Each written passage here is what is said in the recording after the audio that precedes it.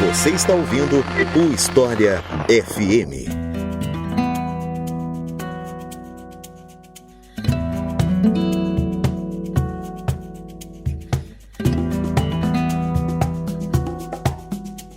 Populismo, um dos conceitos que você mais vê sendo usado nas redes sociais e na imprensa de maneira muitas vezes equivocada. Esse é o tema do episódio de hoje do História FM. Eu sou Iclis Rodrigues e para falar sobre esse assunto eu trouxe um cara que estudou profundamente o conceito de populismo para conversar com a gente, que é o professor Tomás Zikmund de Barros. Então, Tomás, seja muito bem-vindo e fique à vontade para se apresentar para o pessoal. Oi, Iclis, muito obrigado. Queria começar agradecendo a esse convite para falar com você e com todo o público do História FM, dizer que eu faço parte desse público do História FM, um dos meus podcasts preferidos, então é uma honra gigantesca, de verdade, conversar com você. Para me apresentar muito brevemente, meu nome é Tomás Zikmund de Barros, eu sou professor e pesquisador no Instituto de Estudos Políticos de Paris e agora faço também meu pós-doutorado na Universidade do Minho, em Braga, em Portugal. E nos últimos anos, quase na última década, eu tenho dedicado o meu estudo ao populismo, às teorias do populismo, à história do populismo. Eu sou teórico político, cientista político, mas sempre tive um interesse muito grande pela história, e a minha abordagem para entender o populismo é precisamente ver a história, não apenas dos movimentos populistas, mas da palavra populismo, não é? Como ela foi usada ao longo do tempo. Acho que a gente vai poder falar um pouquinho sobre isso também. Então é isso, vamos finalmente entender direito o conceito de populismo depois que eu falar para vocês da nossa campanha no Apoia-se.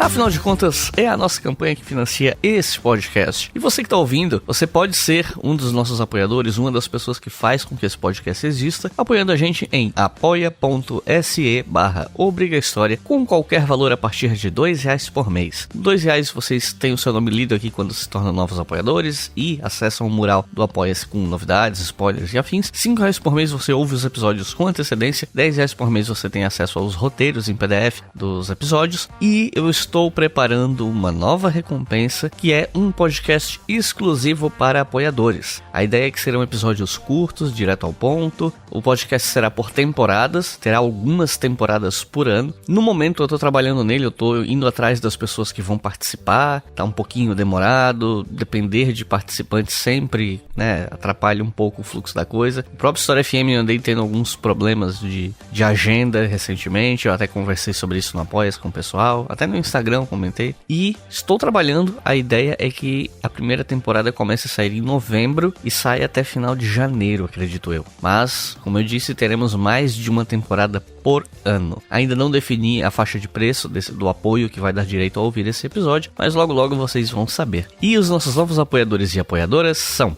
Rodolfo da Silva, Heloísa Rodrigues, Rafael Araújo, Cláudia Balau, Marco Fontanive, Tieme Nagase, Júlia Cristofani, Natan Monteiro, José Nogueira, Mariana Rusante, Paulo Ferreira, Arthur Inácio, Maria Costa, Luiz Martinelli, Ana Chu, Daniel de Oliveira, Lilian dos Santos, Fernando Dominiense, Andressa Andrade, Vitor Guedes, Mirela Mota, Cauê Janine, José Almeida, Leandro de Oliveira, Johan Vieira, Rodrigo Benevenuto, Rafael Monteiro, Tássio Carneiro, Diego Pessoa, Daniel de Souza, Henrique Freitas, José Pinheiro e Graziele Vaz. Muito obrigado, pessoal. Como eu disse, são vocês que permitem que esse podcast exista. E se você que está ouvindo quer apoiar também, é só acessar apoia.se/obrigahistoria e fazer a sua colaboração. Se você prefere fazer uma colaboração pontual ou talvez até um valor um pouco mais alto, se você não fizer questão das recompensas, claro, você pode fazer isso através da chave Pix, leituraobrigahistoria@gmail.com. Repetindo, leituraobrigahistoria@gmail.com.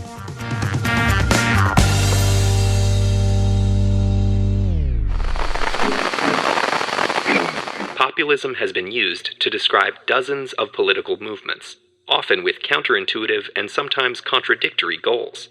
Populist movements have rebelled against monarchies, monopolies, and a wide variety of powerful institutions.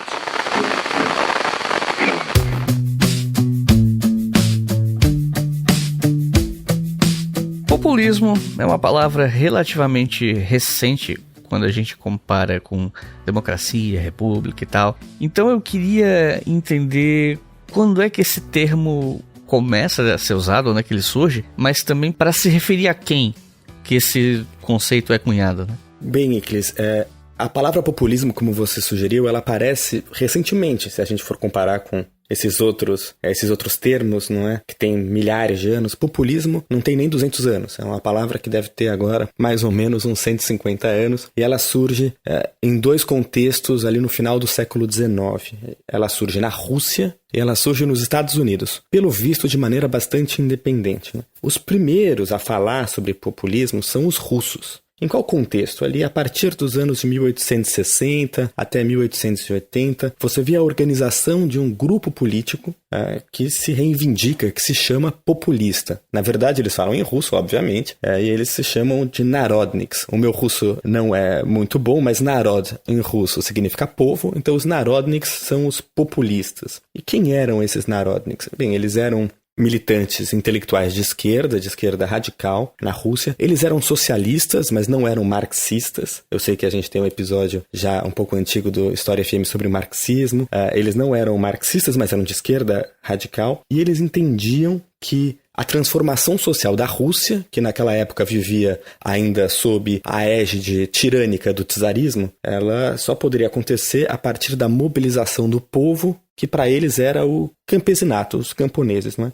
Uma coisa interessante é que eles se organizavam ao redor de um partido, alguns partidos populistas, o movimento era plural, tinha até alguns setores anarquistas ali, mas eles se organizavam, por exemplo, ao redor de um partido chamado Vontade do Povo. E o que é interessante é que eles chamavam essa palavra para si. Hoje em dia, é uma palavra que é usada muito como xingamento. Em geral, poucas pessoas se reivindicam populistas. Algumas sim, mas são poucas as que se reivindicam como populistas. Mas a gente vê que esse apelo ao povo, ele era presente, ele era orgulhoso. Então, os narodniks, eles se reivindicavam como populistas, né? Essa esquerda radical se reivindicava como populista. E só um comentário para passar, antes de passar para os americanos, é interessante ver que o próprio Marx, não é? Os narodniks não eram marxistas, mas o próprio Marx, no final da vida, vai se interessar por esse movimento, não é? Ele vai, inclusive, estudar e aprender russo no final da vida para ler alguns textos dos narodniks, que ele acha que é muito interessante o que eles estão fazendo ali em termos de organização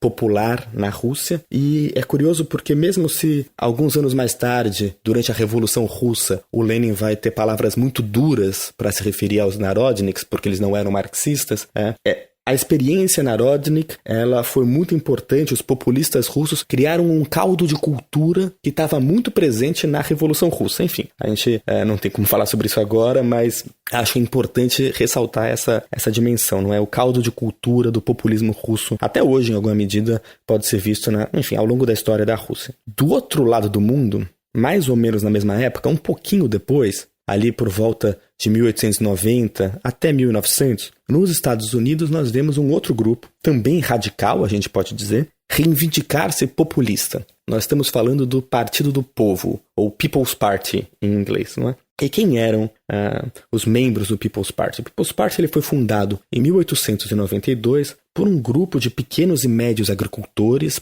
principalmente do meio oeste dos Estados Unidos, e esse grupo ele estava incomodado com o processo de modernização que acontecia nos Estados Unidos, um rápido desenvolvimento econômico, não é? Uma reconstrução depois da Guerra Civil, mas eles se viam como perdedores nesse processo. Então, eles se organizam num terceiro partido. A gente sabe que a política americana ela é bipartidária. Eles tentam fundar e fundam um terceiro partido que, na sua plataforma de Omaha, para a eleição de 1892, vai propor maiores gastos públicos, uma menor jornada de trabalho, eleições diretas para o Senado, porque naquela época a eleição para o Senado nos Estados Unidos ainda era indireta. Vão propor uma reforma tributária mais progressiva, não é? E a nacionalização de serviços de ferrovia e comunicação. Então é um programa radical. A gente poderia dizer de esquerda, não é? E eles tentam reunir e conseguem, em grande medida, criar uma coalizão entre trabalhadores do campo e da cidade.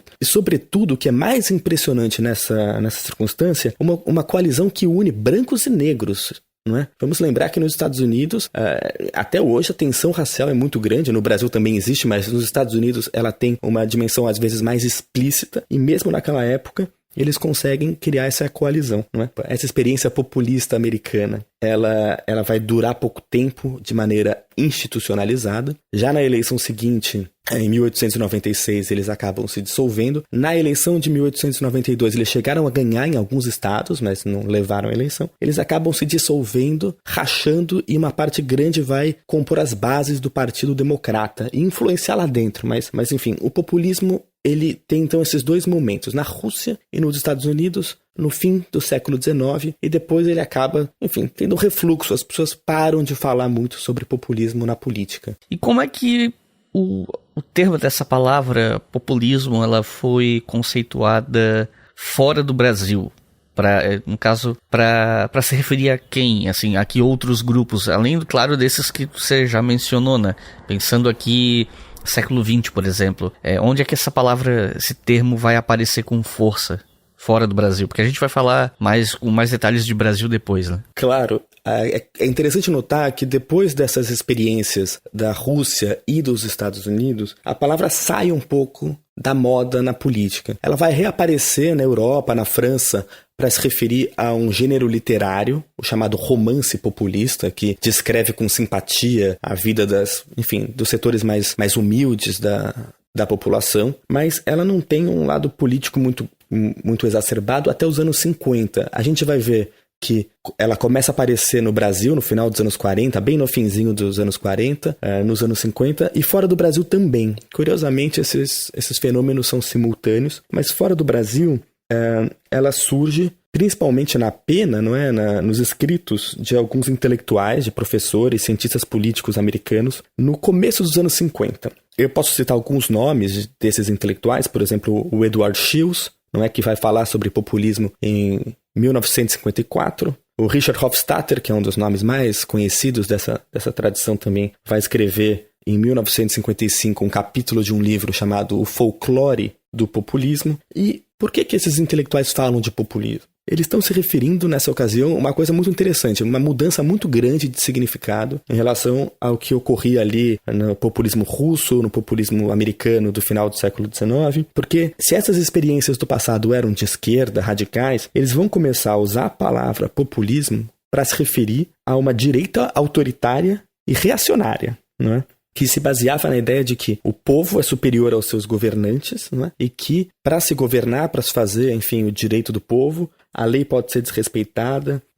e, enfim, a democracia pode ser jogada na lata do lixo, por assim dizer. Mas por quê? Por que esses intelectuais americanos, nos anos 50, começam a falar da palavra populismo desse jeito, não é? O contexto que os leva, primeiro, é um contexto da Guerra Fria, e é um contexto em que, nessa lógica da Guerra Fria, surge uma figura na política americana, que é o senador Joseph McCarthy, não é? Que dará origem a um movimento que leva o seu nome, que é o macartismo. E o macartismo nada mais é do que um anticomunismo fanático, complotista, conspiracionista, que nos anos 50, esse senador americano, ele começa a perseguir qualquer um que fosse, enfim, se desviasse um pouquinho do padrão de direita nos Estados Unidos. Qualquer um que fosse de centro-esquerda já corria o risco de ser caracterizado como um agente comunista. E esses intelectuais, eles ficam assustados com o processo do macartismo, que tem um apoio popular, e vão associar, então, o macartismo com o populismo, não é? Com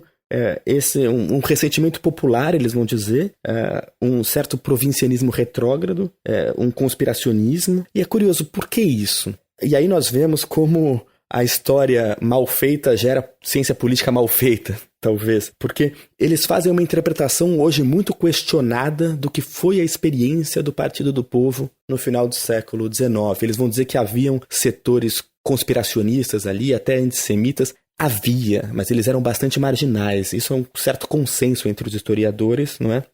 Essa abordagem que tentou associar populismo a reacionarismo, a autoritarismo nos anos 50, foi muito atacada na disciplina da história, no campo da história, a ponto de que o próprio Richard Hofstadter, não é? Um desses que pensou teoria do populismo nos Estados Unidos nos anos 50, ele mesmo iria falar, não, na verdade eu estava errado. É equivocado associar o populismo a um grupo de caipiras desiludidos, reacionários. Não é? Mas, apesar disso, essa ideia um pouco pegou. Ela marcou os espíritos, marcou uma época e até hoje tem as suas consequências. Ela é muito influente. Hoje em dia, quando se fala de populismo como extrema-direita, como um sinônimo ou um eufemismo para fascismo ou protofascismo, isso vem dessa corrente que surge nos Estados Unidos nos anos 50 para falar do macartismo. E quando se fala em populismo, as pessoas lembram muito da América Latina, né? Porque esse termo é muito usado para falar de os líderes populistas da América Latina, especialmente para falar dos de esquerda, mas a gente vai entrar nessa discussão mais para frente. Eu queria saber quem foi a primeira pessoa ou a primeira publicação, o primeiro momento assim em que se começa a falar sobre populismo no Brasil, né? Como é que foi essa importação? Quando que isso aconteceu? De fato, Iclis, as pessoas associam muito o populismo à experiência latino-americana, e isso é verdade. E eu queria dizer que na minha pesquisa, o que eu fiz foi me concentrar precisamente nos usos da palavra populismo, sobretudo na imprensa brasileira, não é? Ali entre os anos 40 e até os nossos dias, mas me focando no período entre os anos 40 e os anos 60, os anos 70. Eu analisei mais de 15 mil artigos de imprensa. Aliás, dizem que a imprensa é o primeiro rascunho rústico, grosseiro da história, então teve aí esse estudo histórico. E é curioso perceber que talvez à primeira vista, a gente podia pensar que aqueles intelectuais americanos que associavam populismo e extrema-direita tinham razão. Porque o primeiro a resolver falar de populismo no Brasil, e isso muito antes desses intelectuais americanos desenvolverem as suas teorias, foi o Plínio Salgado. Acredite se quiser, Plínio Salgado, líder dos integralistas. Ou, como ele começou a se reivindicar a partir de 46, o líder dos populistas no Brasil. Bem, o Plínio Salgado, ele foi líder da Ação Integralista Brasileira, que era uma versão brasileira tupiniquim dos fascistas. E o que ocorre é que, com o fim da Segunda Guerra Mundial, o fascismo, por assim dizer, cai um pouco em desgraça no mundo, por conta da derrota da Alemanha e da Itália. Então, o que o Plínio Salgado faz é um rebranding, não é? Um reposicionamento de marca em relação ao seu movimento, e ele deixa de se chamar Ação Integralista Brasileira e se torna o Partido da Representação Popular. E eles começam a dizer que eles são populistas. Enfim, então, à primeira vista a gente pode pensar, olha só, então aqueles americanos tinham razão. Mas a verdade é que a coisa é muito mais complexa. Primeiro, os integralistas, não é, eles estavam em baixa. O partido era um partido fraco naquele momento da redemocratização do Brasil. Vamos lembrar que ali em 46 a gente tem o processo de redemocratização depois do final do Estado Novo, não é? E a gente começa a ver que muito mais gente seria associada e se associaria voluntariamente à ideia de populismo. Around the world, populist leaders are connecting with voters fed up with politics as usual, and exploiting anger at an establishment out of touch with ordinary people. But giving voice to people's frustrations is one thing, offering them real answers is quite another.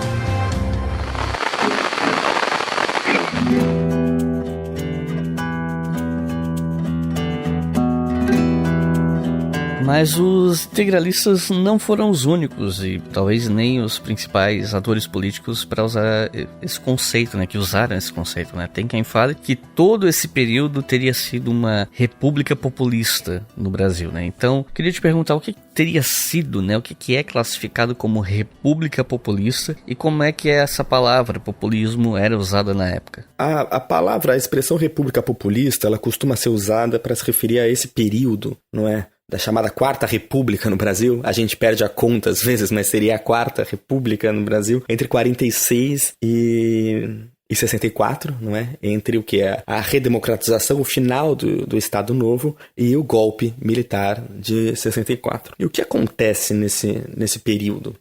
O que ocorre é que o Brasil não apenas redemocratiza, mas há uma mudança demográfica importante. Digamos, o ápice de um processo de transformação migratória em que famílias, enfim, cidadãos que viviam no campo, no interior do Brasil, começam a mudar para as grandes cidades e constituir uma nova classe trabalhadora, um novo operariado que, enfim, não fazia parte da política antes, que não votava antes. Constitui-se, então, pela primeira vez no Brasil, o que a gente pode chamar de uma democracia de massas, uma democracia em que muita gente participa, em que milhões de pessoas votam, não é?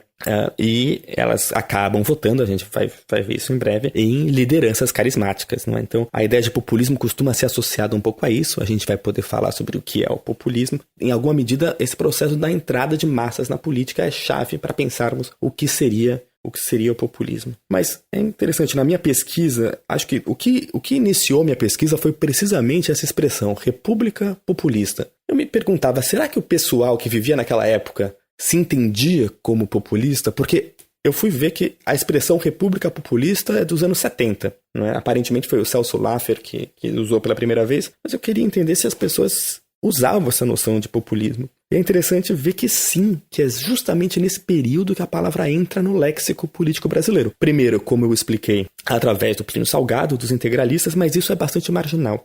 Ela começa a surgir de verdade com força a partir de 1948, 1949, originalmente em alguns artigos de imprensa, muitos do grupo Diários Associados, que era do Assis Chateaubriand, o grande magnata das comunicações no Brasil, e ela surge, ao contrário do que os integralistas haviam feito, de se reivindicar populistas, populismo surge como uma ofensa. Não é? E uma ofensa para atacar quem? Atacar, sobretudo, o Getúlio Vargas, atacar um dos seus grandes aliados, um líder do movimento queremista, não é? Um movimento que queria que o Vargas continuasse no poder, que era o Hugo Borg, e o Luiz Carlos Prestes e o Partido Comunista Brasileiro. Não é? E às vezes, de vez em quando, também era usado para atacar o então governador de São Paulo, Adhemar de Barros. Os principais jornalistas, isso era uma coisa que aparecia mais na imprensa, os principais jornalistas que utilizavam essa retórica antipopulista, atacar os seus adversários chamando-os de populista, eram o próprio Assis Chateaubriand, o grande magnata das comunicações, o Carlos Lacerda, que era um jornalista de direita, que depois viraria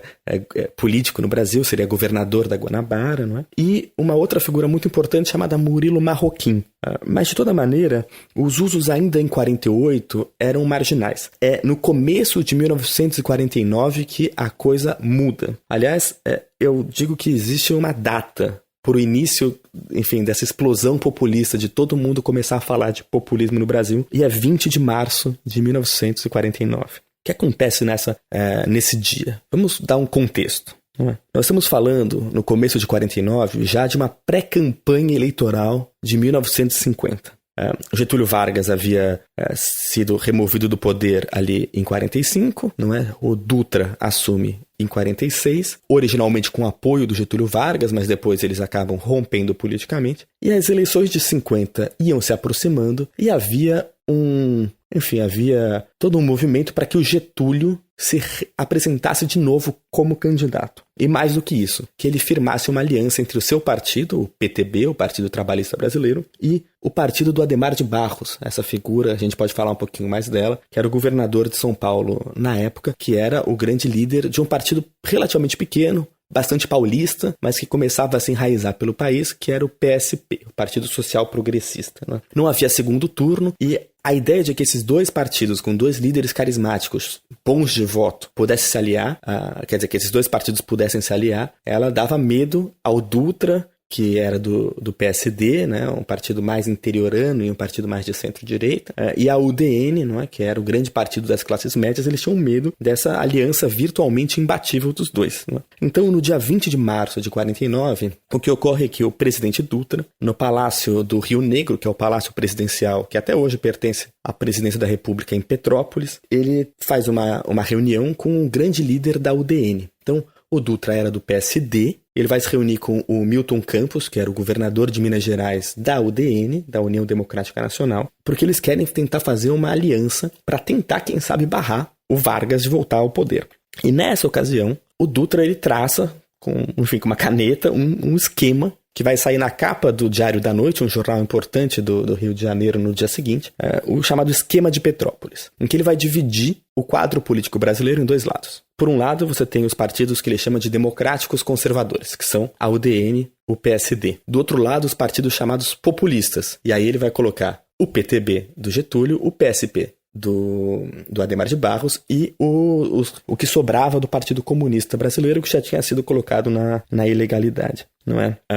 Ocorre que para que essa aliança entre os partidos democrático-conservadores, como eles colocavam, os partidos de direita, se realizasse, era preciso resolver uma série de sucessões em Minas Gerais. Esses dois partidos disputavam a liderança em Minas Gerais. E, enfim, sem querer entrar muito em detalhes dessas filigranas da disputa política da época, mas nessa ocasião o Adhemar de Barros percebe esse movimento e tenta desestabilizar a aliança em Minas Gerais. Isso causa um grande alvoroço e ele começa a ser atacado, acusado na imprensa e por esses políticos de ser um populista. A palavra populista nesse momento é usada sem nenhum tipo de rigor, é literalmente apenas uma ofensa, não é? O populismo pode significar qualquer coisa nesse contexto, não há nenhuma formulação teórica sobre o que seria o populismo, inclusive isso é reconhecido na época, e, enfim, começam a atacá-lo, chamando ele de populista, e nessa ocasião ele, enfim, e os seus correligionários começam a dizer: vocês nos acusam de ser populistas? Somos populistas mesmo. O Adhemar de Barros, nessa ocasião, ele era governador de São Paulo e, curiosamente, ele tinha uma rádio. Não é uma rádio que pertencia à sua família e, aliás, pertence até hoje à sua família, que é a Rádio Bandeirantes. Não é? A família Saad, enfim, o Johnny Saad, ele é neto do Adhemar de Barros. Então está com a família do Adhemar de Barros desde essa época. Ele tinha nessa rádio um programa de rádio, todas as quintas-feiras, chamado Conversa ao Pé do Fogo, e no dia 12 de maio, respondendo aos ataques que o acusavam de ser populista, ele fala: nós somos populistas mesmo, porque quem é populista são os verdadeiros democratas, que trabalham para o povo, e, enfim, quem nos acusa é uma elite demagógica, que finge trabalhar para o povo, mas na verdade só quer saber dos seus interesses. E aí, a partir desse momento, ele realmente, a palavra populismo começa a ser defendida por uma força política muito grande, que é o Adhemar de Barros. E mais do que isso, a aliança entre o PTB do Vargas e o PSP do Adhemar de Barros acontece, ela leva o nome de Frente Populista e ela ganha as eleições de 1950. What do all these people have in common? They've all been called populists. But is that an insult or a compliment? And is it even accurate? It's hard to tell. The term is defined as a member of a political party claiming to represent the common people. But populism isn't as easy to understand as some other isms.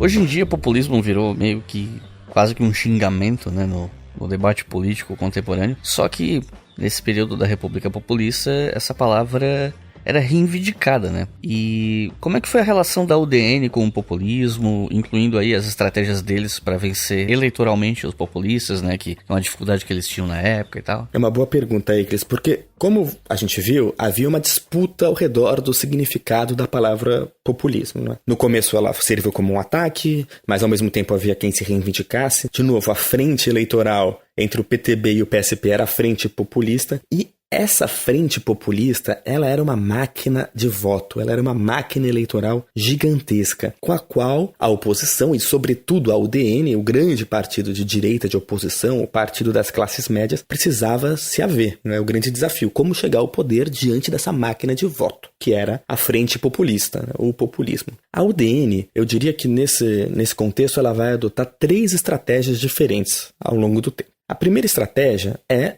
um puro e simples antipopulismo. Atacar os seus adversários, esses líderes carismáticos capazes de arregimentar esses novos eleitores que haviam chegado nas grandes cidades, não é? Essa classe trabalhadora desorganizada politicamente, eles vão atacar os populistas, baseando-se, tentando reforçar o voto nas classes médias com um forte discurso moralista anticorrupção, um discurso de medo do comunismo, como se o Adhemar de Barros e o Getúlio fossem comunistas. Enfim, não funciona. Essa estratégia é uma estratégia condenada ao fracasso, porque, de fato, apenas com o voto da classe média, a UDN não tem chance eleitoral. Ela é, para usar uma expressão da Maria Vitória Benevides, ela é ruim de voto. A segunda estratégia, então, que a UDN adota quando percebe que nas urnas não vai dar muito certo, é o golpismo puro e simples, né? Enfim, isso já em 1950. Em 1950 a gente já vê esse tipo de discurso. Existe um editorial muito famoso, muito repetido, do Carlos Lacerda, não é, na tribuna da imprensa, em que ele vai dizer basicamente que o Getúlio Vargas não pode ser candidato. Se for candidato, não pode ganhar a eleição. Se ganhar, não pode assumir a presidência. E se assumir a presidência, será preciso fazer um golpe, uma revolução, como ele diz, para derrubá-lo. Então, a UDN tem essa verve antidemocrática, golpista, ali muito, muito presente, que de uma forma ou de outra não consegue derrubar o Vargas em 1950, mas consegue derrubá-lo em 1954, em agosto de 54, quando ele comete suicídio, não é? A partir de, enfim, escândalos de corrupção, e, enfim, a gente conhece os detalhes da história. Com a eleição subsequente do Juscelino Kubitschek, a UDN, ela arrefece um pouco esse ímpeto golpista, não é? Enfim, a gente sabe que o suicídio do Vargas faz com que a UDN, o que seria sido a vitória da UDN com a morte do Vargas, se converte em uma grande derrota. O Vargas se torna um mártir, né? Um grande líder. Mas na eleição subsequente nós temos a chegada do Juscelino Kubitschek à presidência, e nesse contexto a UDN, ela arrefece um pouco a sua tentação golpista. E, como diria a Maria Vitória Benevides, novamente, num ótimo, clássico livro sobre a UDN, chamado A UDN e o Udenismo, ela vai dizer que a UDN passa da sedução golpista para o que ela chama de sedução populista. A ideia é um pouco de que, se nós não podemos vencê-los, vamos usar as armas dos nossos adversários para tentar ganhar. Ali em 1958, por exemplo, eu encontrei uma notícia da revista Manchete, de janeiro de 58, que diz o seguinte: ganhará as eleições quem for mais populista. Eles dizem que havia uma obsessão populista no Brasil, e a UDN resolve entrar de sola na obsessão populista, não é? E o que isso significava? Porque isso está presente nas minutas internas da UDN, enfim, os congressos da UDN, eles falam, nós temos que adotar uma estratégia populista. E o que significava? Aqui a gente começa já a entrar em um tema que a gente vai acabar atravessando ao longo do episódio, que é o que seria o populismo, né? Acho que tem coisas já muito verdadeiras no diagnóstico que a UDN faz. Primeiro, o populista enfim, é um movimento ou um líder capaz de mobilizar esses setores populares, às vezes chamados setores populistas, da população. E para conseguir mobilizar, a leitura que eles faziam na época era que era necessário um líder que fosse transgressor, um líder que fosse mais bonachão, um líder que rompesse com as normas de como se comportar na política, não é? O Adhemar de Barros, ele era famoso por, enfim, ele havia sido interventor sobre Getúlio Vargas, depois ele vai ser eleito governador em 47 com o apoio dos comunistas, ele vai romper com os comunistas, mas enfim, sem querer entrar em detalhes sobre a carreira política do Adhemar, ele era conhecido como um bonachão, ele organizava eventos no Palácio do Governo de São Paulo, em que às vezes as pessoas sentavam para comer comida no chão. Ele, enfim, tem a famosa história que alguns líderes populistas, não sei se o Adhemar ou o Jânio, mas que deixavam se ver com caspas sobre os ombros para mostrar que era um homem do povo, um homem comum, não é? Então havia um entendimento já implícito ali que o populismo envolvia uma transgressão em diversos sentidos. Tanto uma transgressão de que setores populares, ou para eles popularescos e populistas, participavam da política, quanto a ideia de que existe um líder que vai se comportar de maneira ali quase como um bufão para chegar ao poder. Como é que a UDN se deixou levar por essa tentação, por essa sedução populista, querendo apoiar precisamente um bufão, um líder um pouco bufo, que eles achavam que eles iriam conseguir controlar. E a figura que eles escolhem, a figura que eles aderem, a candidatura que eles aderem é a de Jânio Quadros. Jânio Quadros, que havia sido prefeito de São Paulo e que, enfim, era essa figura muito destrambelhada, que por um lado se vestia como um professor, mas que se mostrava como um homem do povo, carregava sempre um sanduíche de mortadela no bolso, para se mostrar como ali alguém do povão, não é? Alguém de baixo, não dessa alta cultura, que durante a campanha eleitoral se deixava fotografar sem sapatos. A estratégia da UDN, então, é apoiar o Jânio Quadros, que de fato ganha a eleição, achando que assim vai conseguir controlar ele. Então, usar uma tática populista para chegar ao poder. Não deu muito certo para a UDN. Eles ganharam a eleição, de fato, isso foi uma vitória. Mas, por outro lado, rapidamente o Jânio Quadros escanteou os principais quadros da UDN, começou a fazer uma série de políticas que a UDN não apoiava, não gostava. Depois o Jânio Quadros vai, enfim, renunciar, querendo dar aquele alto golpe, e o poder cai nas mãos do João Goulart. Mas enfim, só para dizer, então foram essas as três formas como a UDN tentou lidar com com esse momento, com essa obsessão populista. Antipopulismo, golpismo e depois a sedução populista. E com o golpe, como é que fica o populismo de um ponto de vista político, mas também conceitual? É curioso, porque o Jango, depois que o Jânio Quadros ele renuncia, o poder acaba caindo no colo do vice-presidente, o João Goulart, e o país entra numa crise política gigantesca, né? E já nesse momento a gente começa a ver o populismo sendo atacado. O Adhemar de Barros, nessa ocasião, ele vai parar de usar o rótulo populismo, que ele usou por mais de 10 anos, porque ele não quer ser associado ao João Goulart, então ele quer distinguir o que seria ele do que seria o João Goulart. Ele começa a fazer uma política muito mais de direita, para não dizer reacionária, lembrando que o Adhemar de Barros, no começo da carreira, no meio da sua carreira, ele é eleito governador com apoio dos comunistas. Ali na época do golpe militar, ele está um anticomunista ferrenho e defendendo, enfim, o golpe militar, né? Então, poucos atores políticos, para não dizer nenhum ator político, começa a se reivindicar enquanto populista. Isso já é uma grande fraqueza. E com o golpe nós vemos uma série de trabalhos intelectuais na academia, não é? No Brasil e fora, de brasileiros exilados também, que começam a refletir como é que o golpe militar aconteceu, o que permitiu que o golpe acontecesse, quais foram, enfim, as condições no Brasil que levaram a esse desenlace, não é? E a gente vê que uma série de pensadores começam a dizer que a culpa do golpe militar era precisamente do modelo populista que existia. Bem, para falar um pouco sobre o que eram essas teorias do populismo escritas aí nessa época, vale a pena voltar uns 10 anos no tempo, não é? Porque já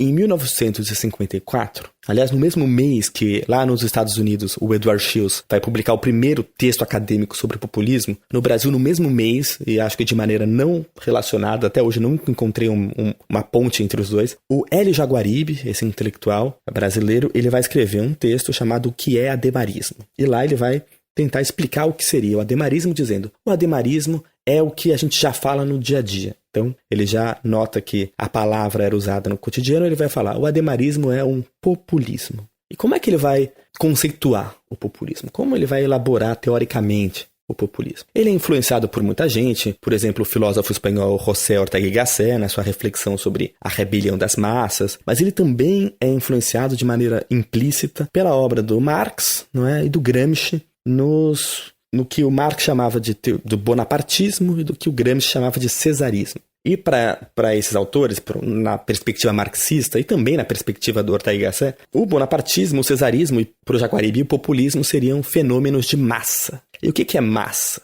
Como interpretar massa? Na perspectiva marxista, a massa ela é diferente da classe social. Porque a classe social é um conjunto, enfim, de trabalhadores, enfim, não apenas trabalhadores, mas é um conjunto de sujeitos que está posicionado em algum lugar na estrutura de produção, não é? Mas que não apenas ocupa uma função na produção, eles têm uma identidade de classe, eles têm uma consciência de classe. Ela é organizada, a classe é organizada, seja a burguesia, seja a classe operária, ela é organizada e ela é organizada ao redor de uma consciência de classe. E o que é a massa? A massa ela é desorganizada, a massa ela é desprovida de consciência e, portanto, ela deve ser organizada. No Marx, ali no 18 Brumário de Luiz Bonaparte, um texto muito importante em que ele faz uma análise da política francesa no século XIX e a chegada do Napoleão III ao poder, ele vai dizer, olha, a França, ali no meio do século XIX, vivia uma situação paradoxal. Por um lado, a burguesia estava muito enfraquecida. Tinha perdido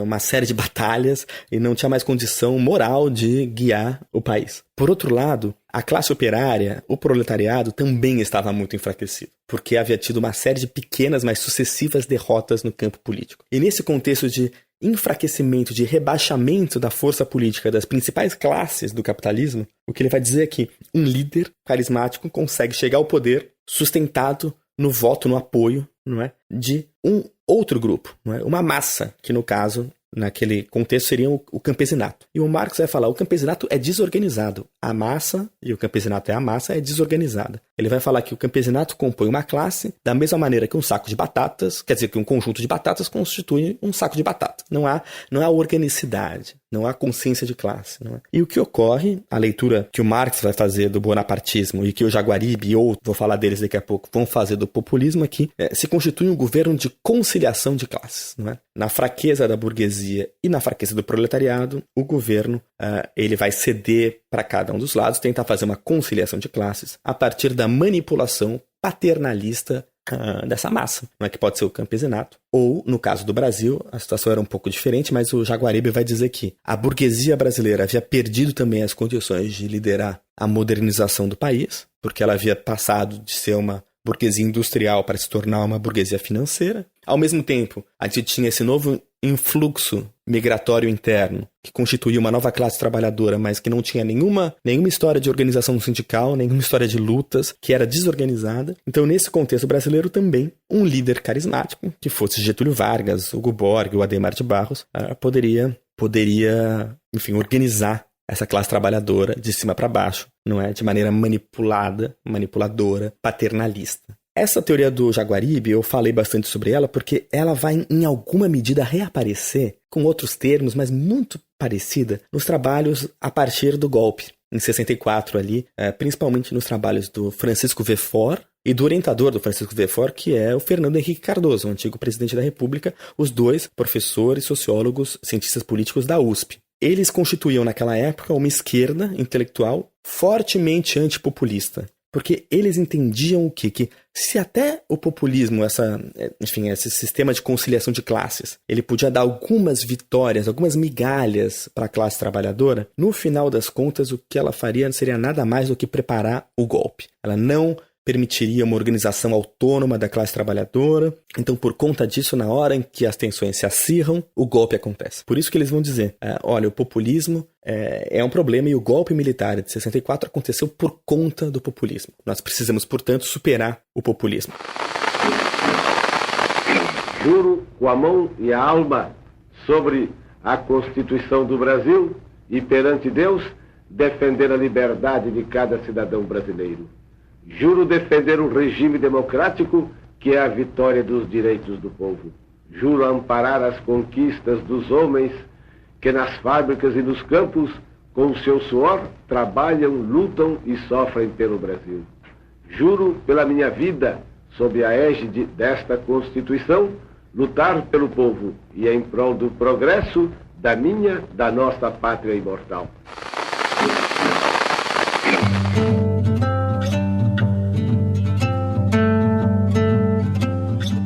E essas contribuições que você está mencionando para o debate sobre populismo, você acha que elas são justas ou você acha que elas carregam alguns problemas? Iclis, eu acho que existem algumas coisas muito interessantes nessas reflexões. Cada vez mais eu acho que elas explicam muita coisa no que diz respeito à mobilização das massas, à entrada dos setores excluídos da política, não é? A esse lado transgressor, tanto do líder populista quanto do fato de que, enfim, quando setores populares entram na política, a gente muda um pouco a forma bem comportada como, enfim, a política se reproduzia. Mas eu acho que a perspectiva tanto do Jaguaribe, quanto do Verfort, quanto do FHC, ela tem alguns problemas. Eu acho que existe uma certa idealização da classe trabalhadora, ou de uma classe trabalhadora autônoma, não é?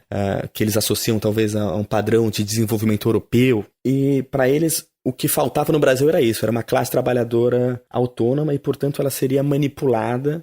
Que nós teríamos, a nossa classe não seria autônoma, ela seria manipulada. Mas a ideia de manipulação, eu acho que ela é problemática em si. Eu acho que falta até um pouco de trabalho histórico em analisar o que estava acontecendo naquele período, o que acontecia fora do Brasil também, como é que a classe operária se organizou ao redor do mundo, não é? Porque quando nós falamos sobre construção de identidades, que sejam identidades populares, identidades de classe, identidades elas nunca são emanações de uma essência que existe. A gente sabe, por exemplo, que a identidade nacional é uma construção histórica. Antes da Revolução Francesa não se falava praticamente sobre nação no mundo, não é? Da mesma forma, identidades, todas elas são construções. A identidade de classe também é uma construção discursiva. E ela nunca é 100% horizontal e ela nunca é 100% vertical. Então a ideia de manipulação, eu acho que ela é um pouco complicada. E eu acho mais do que isso. Esses autores, Jaguaribe, mas sobretudo o FHC e o Verfort, eles eram muito influenciados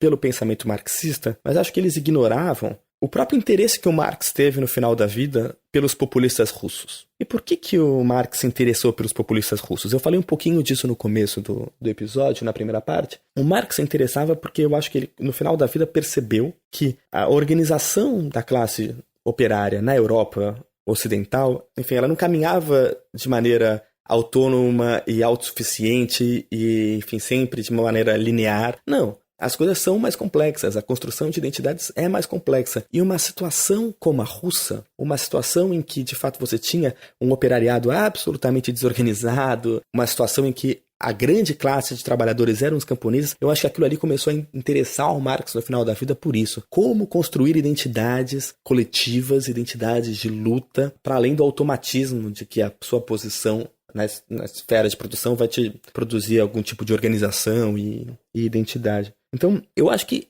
esse é um ponto um pouco fraco das teorias do Verfort e do Fernando Henrique, até do Jaguaribe. E eu acho que, até para citar um outro historiador, o Daniel Arão Reis, ele escreve um texto muito, muito interessante num volume de muitos anos atrás já, em que o título do capítulo é O Colapso do Populismo. Né? E é uma análise muito interessante. Ele vai dizer, essa interpretação de que o populismo levou ao golpe, ela é um pouco falha. Porque, na verdade, se nós analisarmos o período da chamada República Populista, foi um período de crescente mobilização dos trabalhadores. Foi um período de diversas conquistas. E na interpretação dele, que eu acho que tem o seu valor, o golpe não deveria ser entendido como, enfim, por conta da fraqueza do populismo, mas por conta da força do populismo. Foram as conquistas que o populismo trouxe que se tornaram inaceitáveis a ponto de que o golpe viesse a acontecer. Pelo menos é o meu entendimento. São contribuições muito importantes, tá? Essas contribuições clássicas,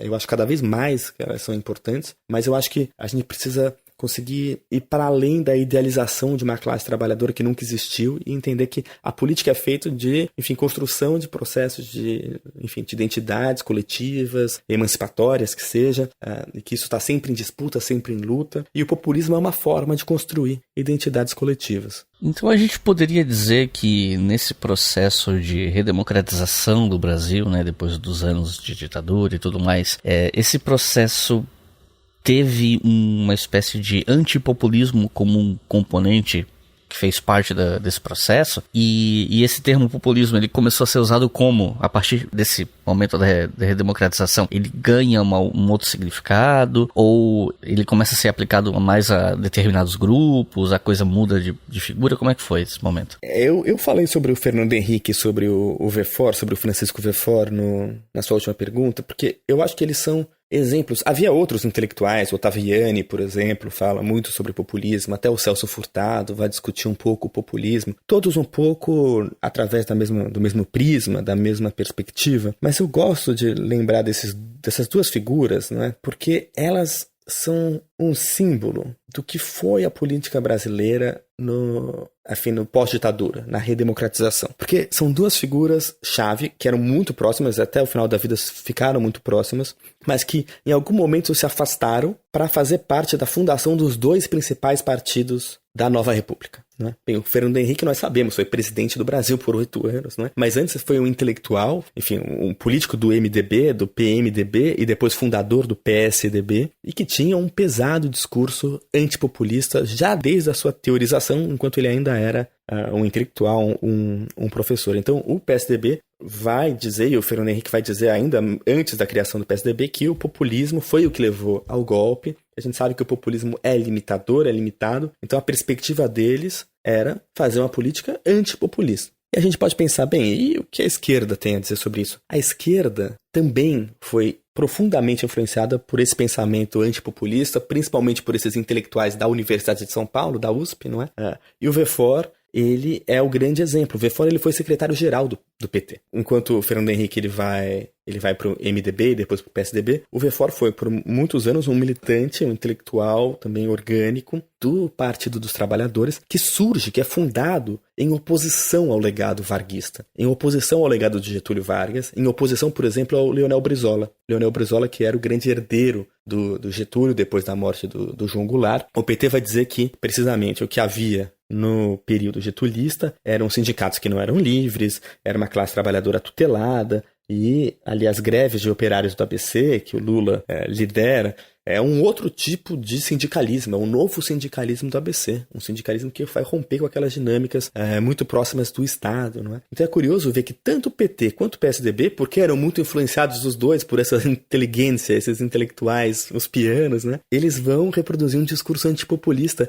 Existe até o que a gente poderia dizer, para voltar a um conceito do Weber, uma certa afinidade eletiva, não é? Enfim, as coisas elas vão em paralelo, não necessariamente querem se comunicar, mas elas andam juntas e se reforçam entre a esquerda, que surge ali no final da ditadura militar, e a direita. Os dois, eles reforçam esse antipopulismo. E como é que, para responder a segunda parte da sua pergunta, como é que essa palavra é usada? Ela é usada de maneira pejorativa, agora com uma certa formulação teórica, mas ainda assim, basicamente como uma ofensa, para se referir a algumas figuras desse passado, não é, que voltaram à política, como Jânio Quadros, que volta, é eleito prefeito de São Paulo de novo, não é? Como Brizola, que quer voltar à política, ele é eleito governador do Rio de Janeiro. Eles são acusados de serem populistas, e até figuras como Fernando Collor de Mello também vai ser chamado de populista, como se fosse, enfim, esse líder um pouco caudilho, um líder carismático, também vai ser chamado de populista. Mas a gente vê como ali, com a consolidação a partir dos anos 90 de PT e PSDB como esses dois polos que até pouco tempo atrás, não é, hegemonizavam a disputa política no Brasil, a gente vê que os dois lados, na sua origem, eram antipopulistas. Muchas veces he asistido a reuniones de trabajadores. Siempre he sentido una enorme satisfacción, pero desde hoy sentiré un verdadero orgullo de argentino, porque interpreto este movimiento colectivo como el renacimiento de una conciencia de los trabajadores.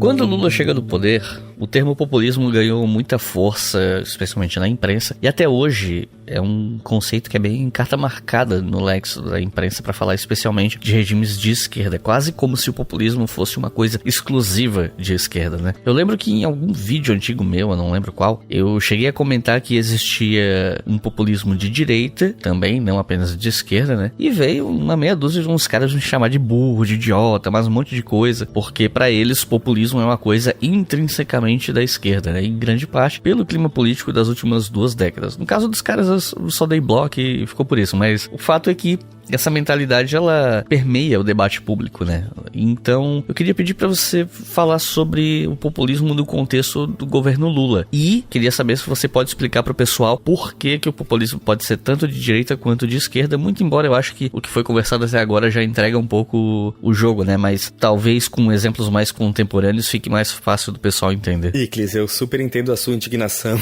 com esse pessoal. E eu também entendo, por outro lado, porque eles podiam ter essa impressão. Mas é curioso fazer uma comparação entre a impressão até poucos anos atrás que existia na América Latina e o que existia na Europa. Na Europa, até hoje em dia, quando você fala populismo, assim, a primeira ideia que vem à cabeça, extrema-direita. É o Front National, né? A Frente Nacional aqui na França. São sempre grupos de extrema-direita nacionalistas. Na América Latina, até pouco tempo atrás, quando se falava de populismo, o que vinha na cabeça era esquerda. E associar, enfim, na história do Brasil, ao varguismo, que também, assim, era de esquerda, de direita, a gente pode discutir. Ao peronismo na Argentina, também é de esquerda, é de direita, tem muitas expressões disso, mas mais recentemente ao governo chavista, enfim, ao Hugo Chávez, Nicolás Maduro na Venezuela, o Evo Morales na Bolívia, ao kirchnerismo na Argentina, que aí tem uma pegada mais de esquerda mesmo, apesar de ser herdeiro do peronismo, é menos ambíguo, mais claramente de esquerda. Rafael Correa no Equador, mas há até artigos acadêmicos de ciência política que afirmavam, até poucos anos atrás, que populismo na Europa é de direita, populismo na América do Sul é de esquerda. Então eu consigo entender enfim, que essas pessoas possam pensar dessa maneira. Mas o que a gente vê mesmo é que as coisas são mais complexas. Tanto no exemplo histórico, afinal, varguismo, peronismo, eles eram de esquerda, eram de direita. Isso não é sempre muito claro. Peronismo, inclusive, é muito obviamente um fenômeno polimórfico, né, que aparece de diversas formas na história argentina. Eu acho que a gente pode falar um pouco sobre, finalmente, como conceituar o populismo, mas antes eu queria falar sobre essa questão do Lula e do lulismo. Afinal, seria o lulismo um populismo, não é? Como eu disse, quando o PT é fundado, ali no começo dos anos 80, ele é fundado por uma série de intelectuais, também o movimento operário, né? Enfim, o novo sindicalismo do ABC, as comunidades eclesiais de base, a gente conhece, enfim, esses 3 pilares que fundam o PT, e eles eram fortemente antipopulistas. E é curioso notar que pouco se utilizava o termo para falar do PT e do Lula. E isso vai começar a mudar quando o Lula chega ao poder, mas sobretudo quando se aproxima a sua reeleição, entre 2005 e 2006. E o que acontece? Bem, a esquerda, principalmente, uma esquerda também intelectual, começa a usar a palavra populismo para atacar o Lula. É muito interessante porque o que ocorre? O Lula chega ao poder, sempre foi um líder de esquerda, mas vai moderando o seu discurso, se torna um líder mais de centro-esquerda, e uma vez no poder faz uma série de reformas e medidas liberalizantes, né? Liberais, reforma da Previdência, isso que vai fazer com que o PSOL, por exemplo, seja fundado, e ele começa a ser visto, portanto, por uma parte dos intelectuais de esquerda como sendo um grande conciliador de classe, não é? Ao mesmo tempo, o sucesso das políticas sociais faz com que ele comece a ter cada vez mais voto nos estratos pobres e super pobres do Brasil, não é? O PT, historicamente, sempre tinha tido voto numa classe média intelectualizada, mais de esquerda, não é?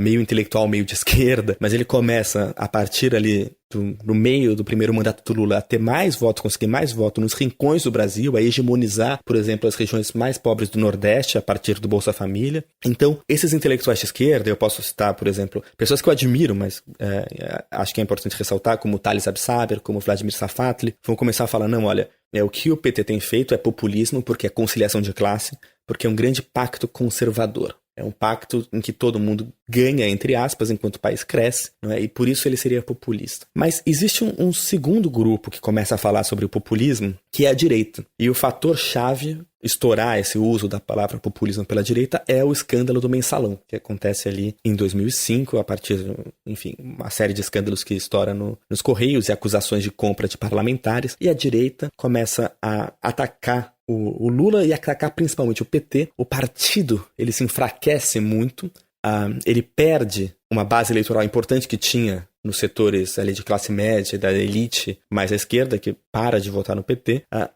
Mas acho que o fator mais interessante é ver que o PT, o Partido dos Trabalhadores, principalmente o seu segundo escalão, as grandes figuras históricas do partido acabam sendo decapitadas, né, figurativamente. E a própria imprensa e o próprio PT, enfim, intelectuais do PT na imprensa começam a dizer: esse enfraquecimento do partido pode fazer com que surja uma figura, um líder carismático, um líder populista, e no final das contas, o que eles mesmos dizem no final das contas, esse líder populista é o Lula.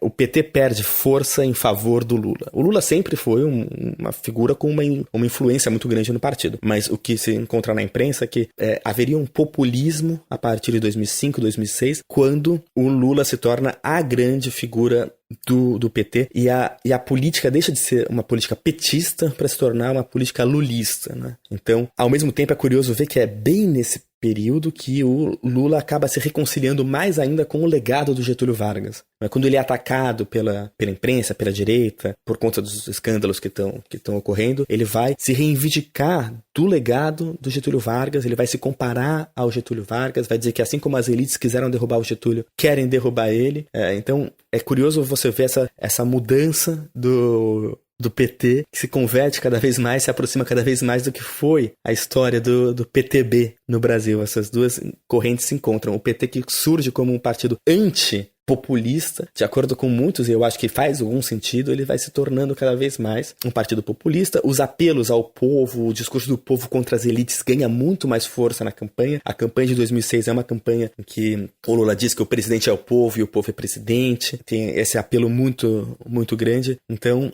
eu acho que isso é interessante. Para terminar de te responder, então voltando agora para o lado mais teórico, o que seria afinal esse populismo? A gente está falando aqui há 1 hora e eu ainda não dei essa resposta aí, Clis. Eu queria pedir desculpa, inclusive, para você e para os ouvintes. Mas no livro que eu escrevi, eu digo que o populismo pode ser caracterizado por 3 pontos, né? E isso vem muito da história do Brasil, mas também dialogando com as teorias que existem fora daqui.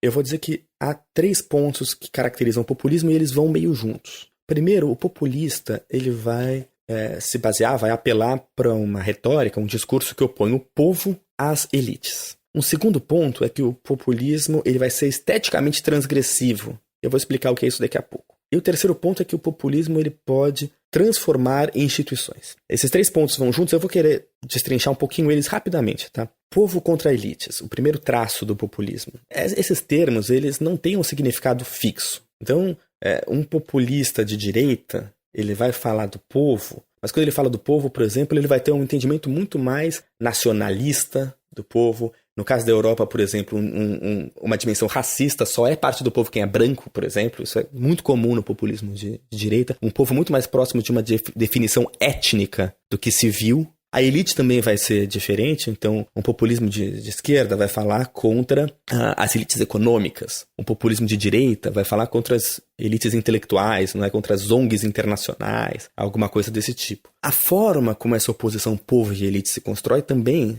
tem graus e formas diferentes. Ela pode se dar num nós contra eles, em que o outro é um inimigo que eu tenho que destruir, mas ele também pode se dar de uma maneira que o outro é um adversário, que nas regras do jogo, enfim, eu me confronto contra ele, mas nós aceitamos as regras do jogo, por assim dizer. Então, para você ver que, respondendo a sua pergunta, populismo pode ser de esquerda, pode ser de direita, nesse primeiro ponto. Segunda questão, transgressão estética. Eu não quero aqui fazer coisas muito abstratas, teoricamente. Com transgressão estética, eu combino 2 ideias que eu já apresentei ao longo da nossa conversa. A primeira é que o líder populista, se a gente fala de um movimento com líderes, não é? Nem todo populismo tem líderes.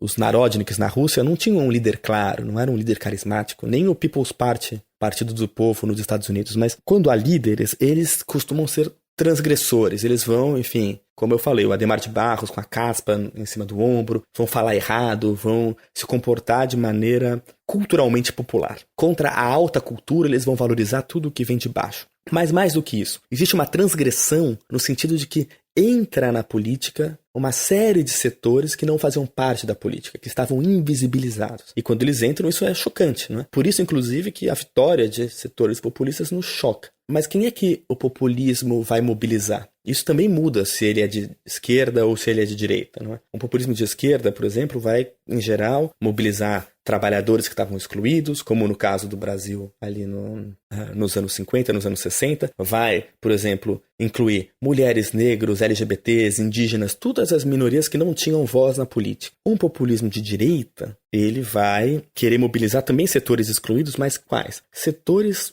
que, enfim, eu chamaria de reacionários, que se reproduzem às margens da política, que não têm muito espaço para focalizar abertamente suas posições abertamente racistas, homofóbicas, machistas, mas que com líderes reacionários eles veem ali um espaço, uma pretensa liberdade, mas uma liberdade para acabar com a liberdade dos outros, né? Então a gente vê que nos 2 casos nós estamos incluindo setores excluídos, setores que não tinham voz, mas em um deles é para, enfim, incluir cada vez mais gente e criar uma cultura de igualdade, e do outro lado é uma inclusão que exclui. E o terceiro ponto, não quero me demorar muito mais tempo, mas transformação institucional. O que eu quero dizer com isso? Muita gente opõe populismo e institucionalismo, como se fosse...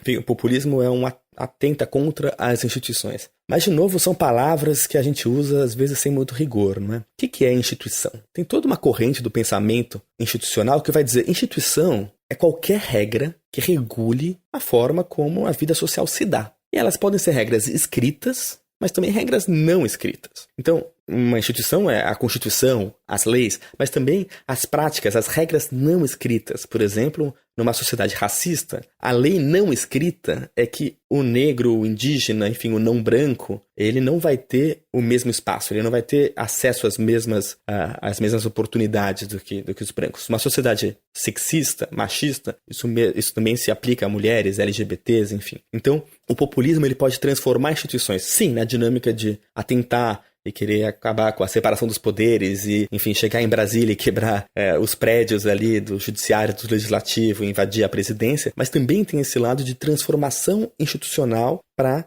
colocar mais gente dentro da política, né? Desculpa se a resposta foi um pouco longa, mas a pergunta também envolvia diversas coisas, né? Mas acho que agora a gente deu uma conceituada um pouco mais clara do que, pelo menos eu entendo que seja o populismo. Se você quiser colaborar com o História FM, você pode fazer isso via Pix, usando a chave leituraobrigahistoria@gmail.com. E assim você colabora para manter esse projeto educacional gratuito no ar. E quando a gente fala de populismo, ou pelo menos quando se fala disso na imprensa, às vezes rola um certo debate em relação a possíveis conflitos entre a ideia de populismo e de democracia. Você pode falar sobre esses possíveis conflitos? Você acha que isso faz sentido? Eu acredito que é preciso adotar uma posição com nuances. Existem alguns autores que adotam uma linha muito antipopulista. Então, por exemplo, para citar autores que eu admiro, que eu acho que são cientistas políticos, teóricos políticos muito sérios, a Nadia Urbinati, por exemplo, uma italiana, escreveu um livro chamado Eu, o Povo. O Andrew Arato, que ele é húngaro, mas mora nos Estados Unidos há décadas, escreveu também a Teologia Política do Populismo. Eles vão achar que o populismo é intrinsecamente antidemocrático, porque ele seria moralista, porque ele atentaria contra a divisão dos poderes. Uma outra corrente, e aí eu posso citar alguns nomes, em geral latino-americanos, por exemplo, uma querida amiga minha, Camila Vergara, também a Paula Biglieri, que é uma argentina, a Luciana Cadaia também, que é argentina, eles vão dizer que não, populismo é sempre emancipador. Se o populismo é de direita, não pode falar de populismo, é fascismo. Para elas, populismo é sempre emancipador. Eu acho que, se a gente vai ver ao longo da história, as coisas são mais complexas. Enfim, a terminologia que a gente vai usar, ela é sempre um pouco arbitrária. Mas eu gosto de olhar a história do Brasil, e não só do Brasil, para ver que, por exemplo, lá atrás, antes de qualquer teorização, a extrema-direita estava falando que era populista. E depois você tem uma série de movimentos que são de esquerda, que também são referidos como populistas. Eu acho que ele não apenas pode ser de esquerda quanto de direita, mas agora, para responder a sua pergunta, ele pode ser democrático ou não. Acho que eu tangenciei esse tema na última pergunta, quando eu falei sobre quem o populismo inclui ou deixa de excluir. Eu acho que um populismo democratizante é aquele que vai precisamente incluir esses setores subalternizados para cada vez incluir mais gente, não é? Ele vai sempre questionar o que é esse povo, não é?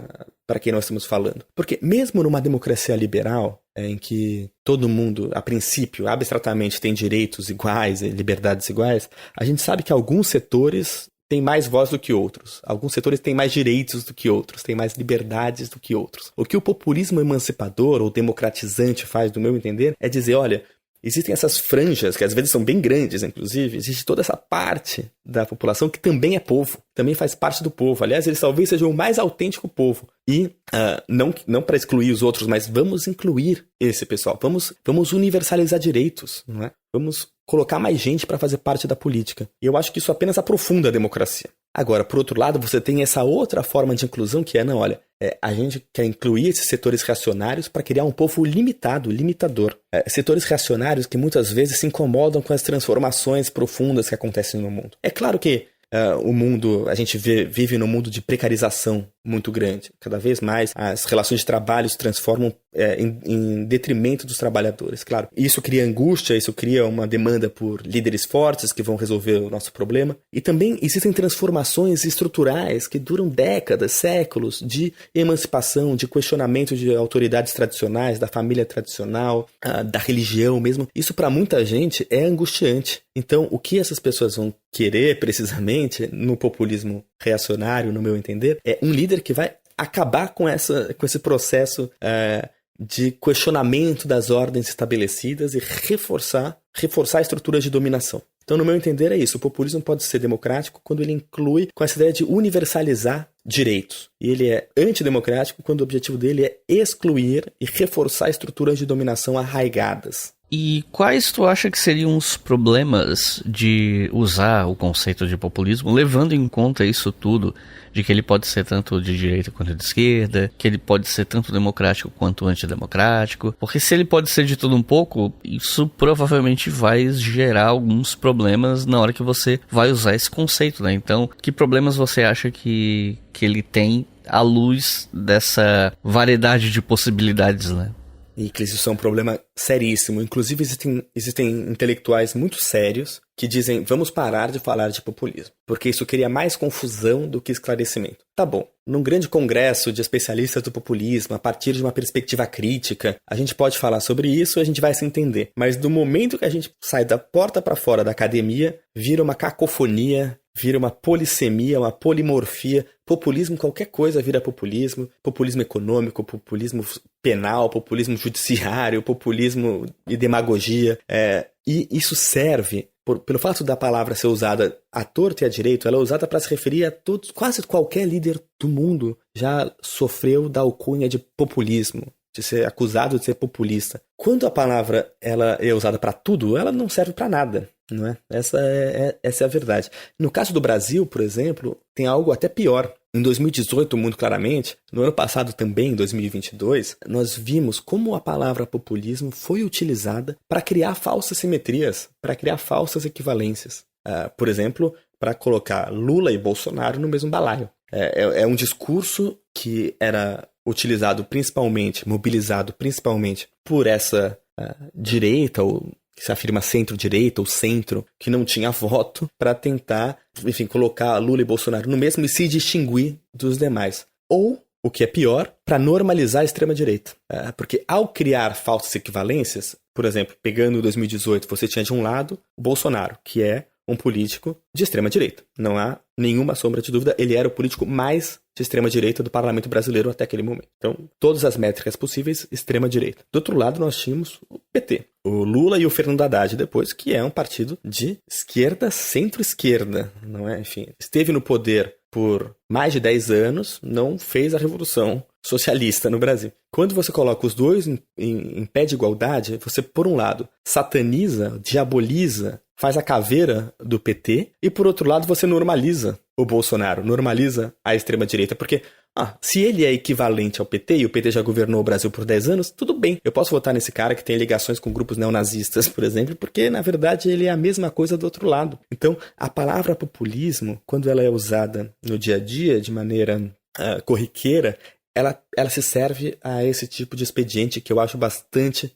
problemático. Falsas equivalências e normalização da extrema-direita. Inclusive, saindo do Brasil e pensando aqui na França, a extrema-direita francesa gosta de ser chamada de populista, porque ela prefere ser chamada de populista do que ser chamada de racista, xenófoba, protofascista ou fascista, enfim. Esses outros termos, para ela, incomodam mais do que um populismo. Populismo, no final das contas, serve como um eufemismo. Populismo é, eu sou pelo povo. Então é curioso, a Marine Le Pen, por exemplo, ela fala, eu não tenho nenhum problema de ser chamada de populista. Então, eu entendo, eu ainda acho que a gente deve continuar usando a palavra, porque eu acho que intelectualmente ela é interessante, estrategicamente eu acho que ela nos ensina muito sobre como a política deve se organizar, quais são os nossos desafios, mas eu concordo e admito que esses colegas têm razão quando dizem talvez o mais sábio seja, pelo menos no dia a dia, na conversa do dia a dia, parar de falar de populismo.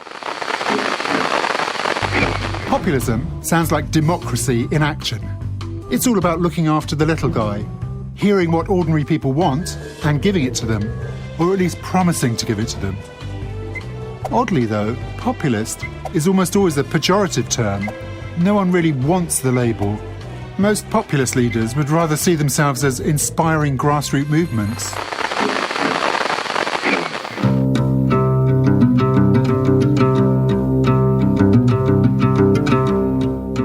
Para terminar, eu imagino que algumas pessoas que estão ouvindo esse episódio são mais interessadas em ciências humanas, história, ciência política, etc. E pode ter gente que está ouvindo isso aqui que vai se sentir inspirado pelo que tudo que você falou até agora e vai pensar, eu quero estudar esse tema, né? Quem sabe fazer um TCC em cima disso, um artigo, acho que tem pano pra manga aí. né? Eu acho que eu tenho alguma ideia, etc. Então, pensando nesse público que não apenas ouviu o episódio, mas que vai querer dar um passo além, eu queria pedir para você comentar quais são as principais escolas, digamos assim, que tratam sobre populismo. Aqui no Brasil você já falou bastante disso, né? Mas e fora do Brasil, por exemplo? Então, assim, quais são as escolas no Brasil, na América Latina e no exterior, enfim, para quem quer estudar o assunto, o que você pode falar mais sobre isso? De fato, o populismo, ele é uma palavra que é usada no dia a dia de maneira bastante diversa, e também existem muitas teorias diferentes, né?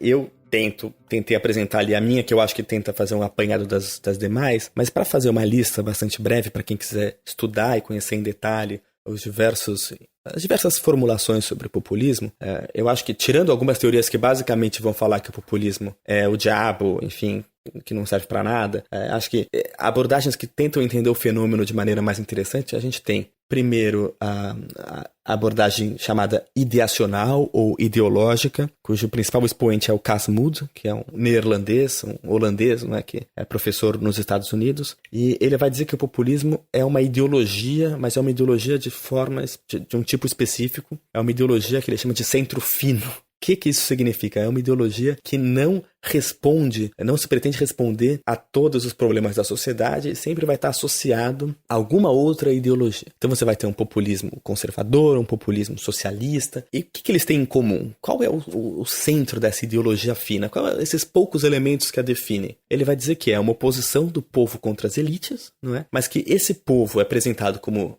moralmente puro contra as elites corruptas, e esse povo representaria a vontade geral. Eu acho essa uma abordagem interessante, mas eu acho que ela acaba restringindo o populismo, de novo, a uma experiência sempre antidemocrática. E eu não acho que todo populismo, historicamente falando, seja moralista, se baseie na oposição do bem contra o mal. Acho que as coisas são mais complexas, né? Aliás, um problema de muita teoria política é a falta de história, a falta de estudos de história, né?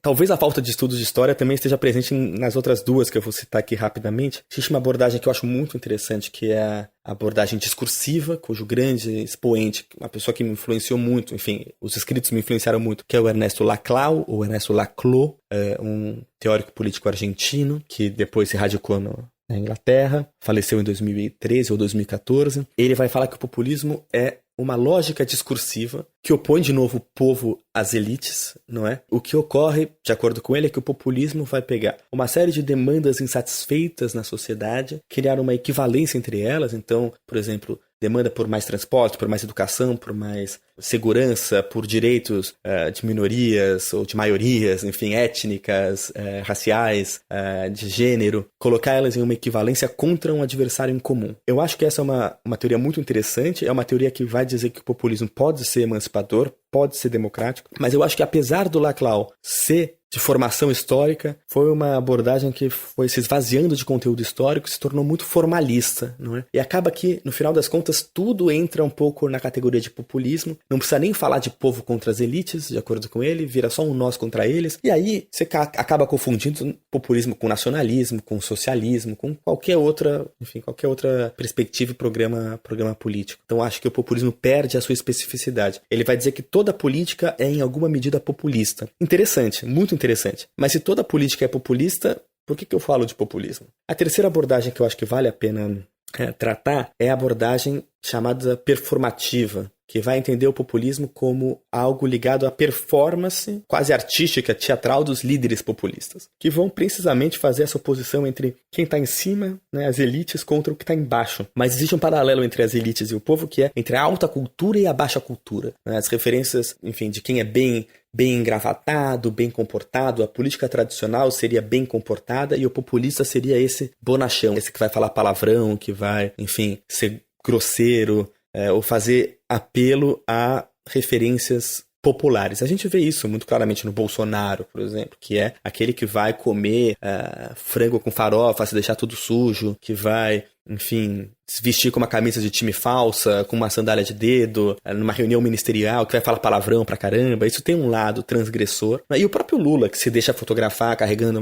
uma garrafa de cerveja,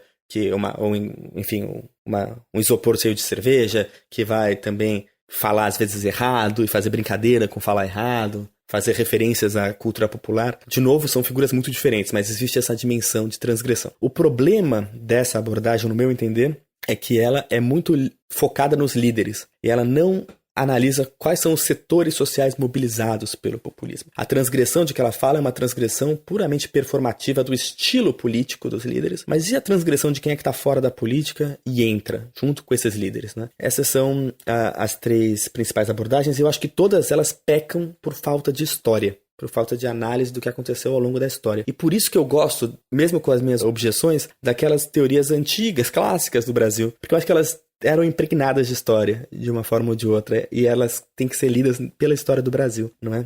E por que eu acho que a gente precisa também voltar para a história do Brasil? Porque a gente está falando de populismo, então, como um fenômeno de massas, um fenômeno de setores excluídos da política, em alguma medida desorganizados, que entram na política, em oposição ao que seria aquela classe operária, idealizada, bem organizada. Ocorre cada vez mais no mundo, nós vemos uma desorganização da classe trabalhadora. Uma desorganização que tem uma série de razões, enfim, razões estruturais do capitalismo. A gente vê cada vez mais uma precarização, cada vez mais uma falta de organicidade, uma falta de relações horizontais de base que unam os trabalhadores. E isso a gente vê no mundo inteiro. Então, paradoxalmente, o que no norte global, nos países desenvolvidos, eles têm chamado de crise do populismo ou crise da democracia, na verdade, no Brasil, no chamado sul global, isso é uma quarta-feira de manhã normal, não é? É algo endêmico, algo que está marcado na nossa história. Então, analisar a história do Brasil, acho que pode nos ensinar muito e, inclusive, ensinar, não é, os países desenvolvidos, que, assim, aquela frase, eu sou você amanhã, acho que tem um pouco disso, não é? Talvez todos nós estejamos hoje nessa situação de uma dificuldade de organizar alternativas políticas num cenário de massificação da classe trabalhadora. Hoje se fala de populismo de uma maneira bastante ampla, né? Se fala de populismo de direita. No Brasil, o populismo era de esquerda, Getúlio, Perón. Esquerda, quer dizer, era popular, não era para as classes conservadoras só. Hoje é muito mais um populismo de direita, né? Eu não sei se eu caracterizaria o Bolsonaro como populista. Não sei se ele tem esses traços de apelar ao povo.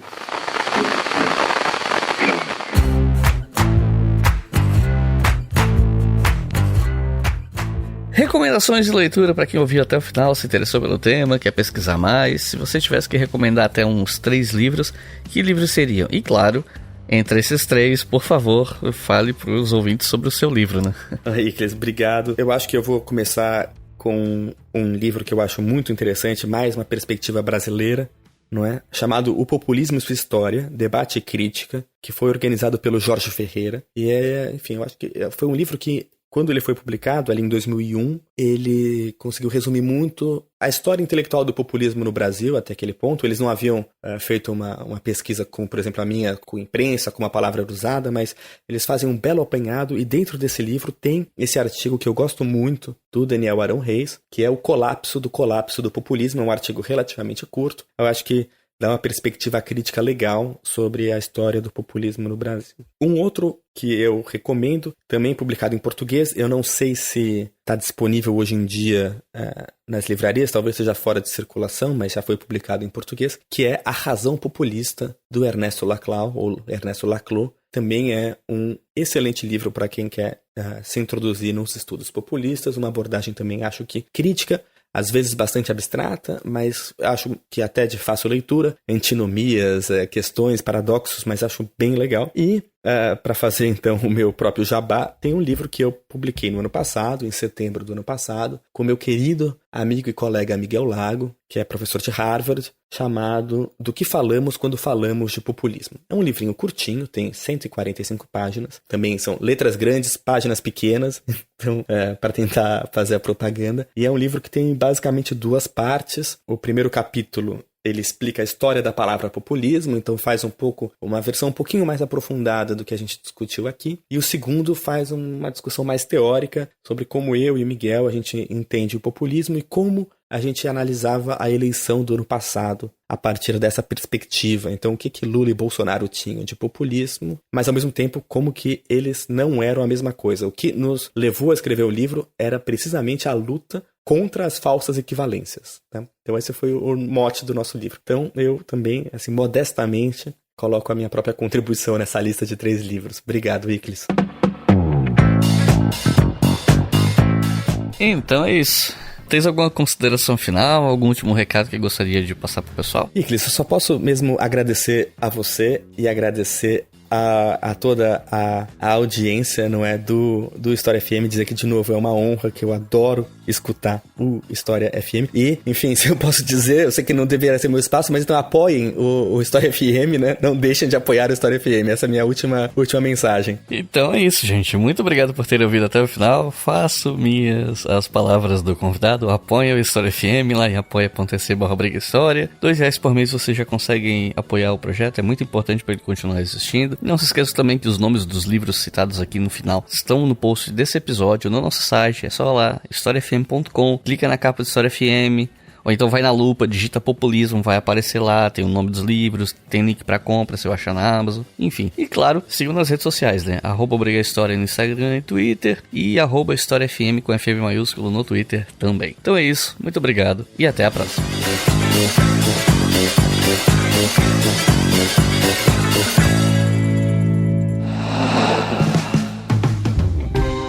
Este podcast foi financiado por nossos colaboradores no Apoia-se. Acesse apoia.se/obrigahistoria e contribua para manter este projeto educacional gratuito no ar.